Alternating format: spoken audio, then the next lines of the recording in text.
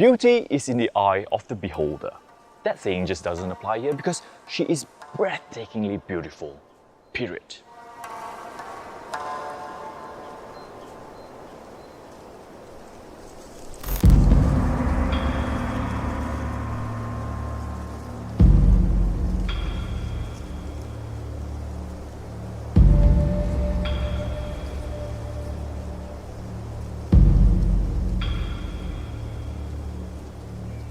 Lexus showed the world what they're capable of with the LFA that took them 10 years to develop, creating a global icon for itself. That's true commitment fueled by passion right there. About 5 years ago, the LC or the Lexus Future Luxury Coupe concept came about, and it led on to this, the Lexus LC 500, which looks almost identical as the concept car. My god, she's beautiful.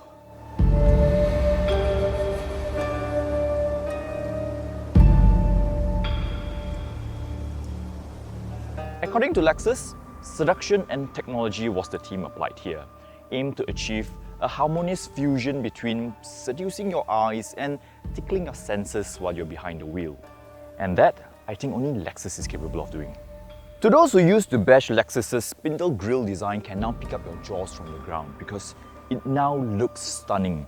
Sophisticated even, as a continuation from that long, elegant aluminium hood downwards to such elaborate mesh grille surrounded by this two-tone chrome plating. This signature arrowhead DRL is a one solid piece of white illumination that pierces through the headlights. In there, it uses ultra-compact LED lights that takes up minimal space, allowing the front wheels to be pushed forward to achieve such short front overhang. Along her sexy sides, I love these ultra-luxe looking 21-inch forged aluminium with chrome finishing rims, wrapped with Bridgestone S001L, L for Lexus, specially made from Japan for Lexus. In there, 20-inch monoblock aluminium disc brake, 6-port caliper front, 4-port rear. This flush door handle is a first for Lexus. Functional side air intakes. I love how the sides taper in around this area with the rear wheels sticking out, giving it a wide body look. The roof is made out of carbon fiber to further reduce weight and achieve lower center of gravity. These two chrome strips are inspired by samurai swords, the katana.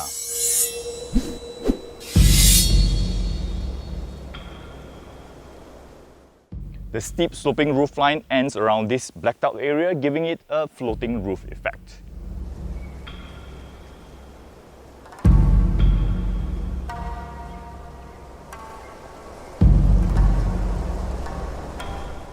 Don't you think this is like one of the best looking fine piece of ass out there on the road? I love this bulging trunk lid with the active rear wing hidden in it. It extends out as you go over 80 km per hour and tucks itself back in when you go below 40 km per hour. Check out these mesmerizing looking L-shaped LED taillights with infinity effects. It looks like it goes all the way back in, but actually the effect is created by a piece of one-way mirror in there. So basically the housing for the taillights are very slim, so it doesn't take up a lot of space in the trunk. Quad tailpipes down there hidden inside the chrome lining at the lower bumper. Very subtle diffuser down there. There's one thing I need to point out though.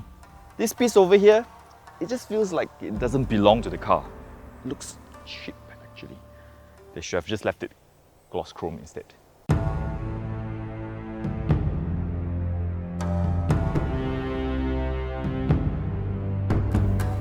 This seduction and technology theme continues in the cabin. It just oozes luxury in here. Lexus said they went to great lengths to fit the car around the driver, which I can definitely relate as a driver. Yep, it's a bit too tan and beige for my liking, but it is just so comfortable in here, sinking in nicely into this Alcantara seat with pressure dispersing cushion. You know, when we usually talk about tacky interior with cheap plastic materials, this one here is the entire opposite. It's at the extreme end from cheap and tacky. Everything in here is wrapped with high quality leather materials. The entire dash, console, the entire roof lining is Alcantara, door panel as well.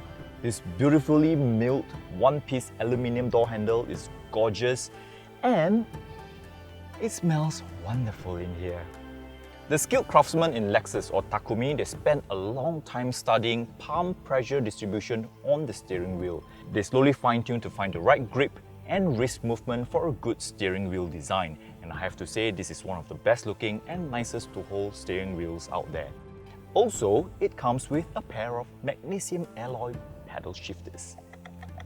This beautiful 8-inch digital meter cluster comes to life when you start up the car, and it has this movable ring meter that came in straight from the LFA.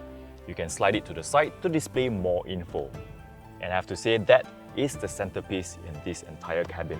Now this is a very clever way of placing the drive mode selector, and over to the right is traction control settings. I like how they display the analog clock and the main screen in a clear showcase right in front, and the head unit is connected to a 13-speaker Mark Levinson premium sound system. Down here, beautifully crafted climate control settings with solid buttons, cleverly hidden cup holder over here, nice looking leather wrapped gear lever. Now here's the interesting part. The audio control buttons you see here are milled from solid aluminium to give you that premium hi-fi system experience. Now this is how you control the head unit, through the newly developed remote touch interface, which is something like a touchpad on your laptop with haptic feedback. But I have to say, it is kind of tough to use, especially when you're driving. Slide the armrest compartment over and lift it up for even more storage space, and it adopts the Japanese way of closing sliding doors. Before I get into the back seat, let me just show you this. Beautiful carbon fiber door inlays bolted on with LFA screws. You also get carbon fiber door seals with two different kinds of finishings.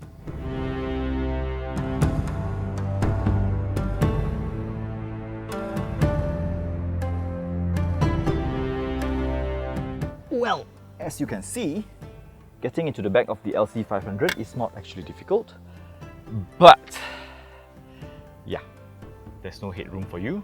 Well, at least my other half of my body feels comfortable. I get Mark Levinson subwoofer in the center, isofix points, and beautiful interior to look at. Trunk space isn't very deep back here because the batteries and all other electronics are located down below for weight distribution purposes, but it's good for full-size golf bag, which is the only thing you need, no?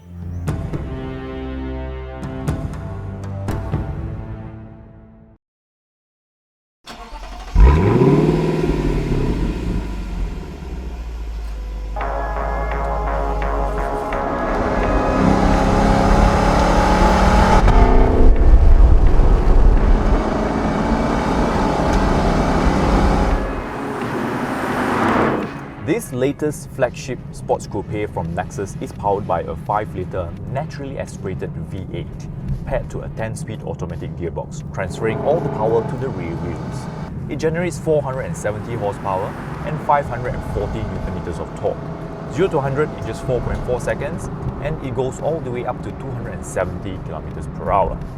Now, why 10 gears, you ask? Well, it is the first for Lexus, and also at the same time it allows the sound engineers to achieve what they call a nice rhythm of gear change, changing gears at the same RPM and sound interval. And of course, ultimately, this is a long-range cruiser, munching miles after miles in 10th gear, and this thing is quite an experience. This thing cruises at 120 km per hour at 1,500 RPM in 10th gear. Safety-wise, this car comes with 8 airbags, ABS, VSC, traction control, limited slip differential, and impact-absorbing structure for pedestrian or pop-up hood. So basically, when the car detected that he has hit a pedestrian, the hood will pop up on 4 fulcrum points. It will then be used to absorb the impact from the poor pedestrian's fall, hopefully to reduce injury.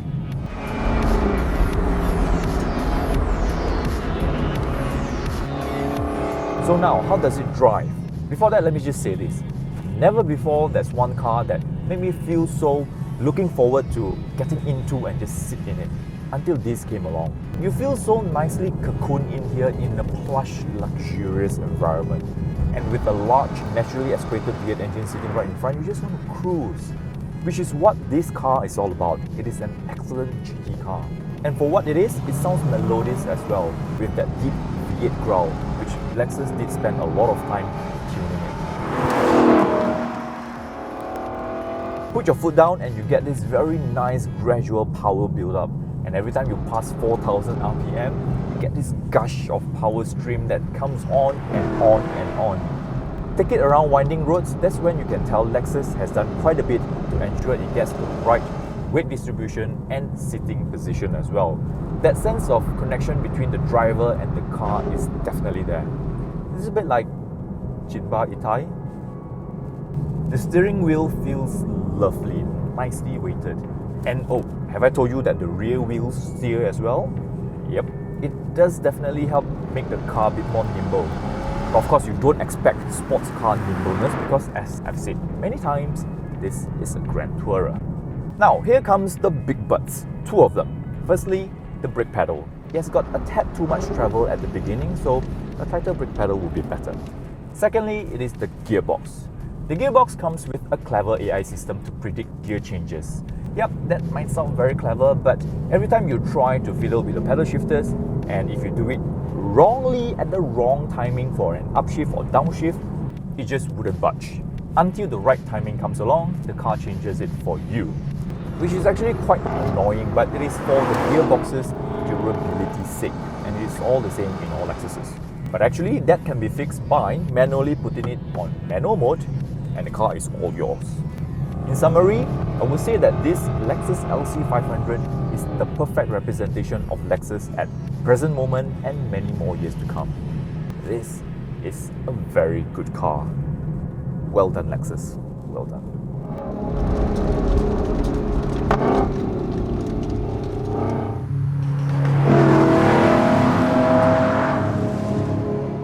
So, is this car for you? Well, if you're looking for a gorgeous and very comfortable Grand Tourer, and most importantly, worth every single penny you spend on just to reward yourself, then yes. But for the amount of money you're paying, you expect more driving engagement than comfort level? Then probably not. If you want to find out more about the all-new Lexus LC 500, do log on to AutoBuzz.my. If you like our video, do give us a thumbs up, share and subscribe to our YouTube channel by clicking on the logo or the subscribe button below.